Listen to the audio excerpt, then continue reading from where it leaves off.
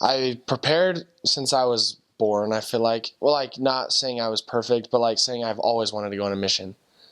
Um, and the day I found out about my mission call or where I was going, that same day I started reading the Book of Mormon in Spanish and English, like they show in Other Side of Heaven, the movie.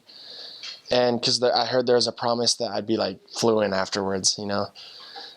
So that same day I started reading it verse by verse, and I actually had a really cool experience before that. My one of my best friends is Elder Holland's granddaughter, and so she invited me to come meet him at Brick Oven where I worked, and I wasn't working that day, but I went and visited him, and we got to talk, and it was a really great experience because I got to meet him and his wife, and they inspired me even more to be a great missionary.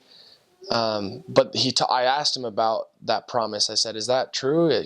If I read verse by verse?" And by this time, I had been reading for like 4 months, so I was hoping it was true. And he testified to me. Actually, it was really cool. He told me that him and his wife, when they were mission presidents, they did it, or when they were missionaries. I don't know what he said, but that they did it, and that they both spoke and understood perfect Spanish.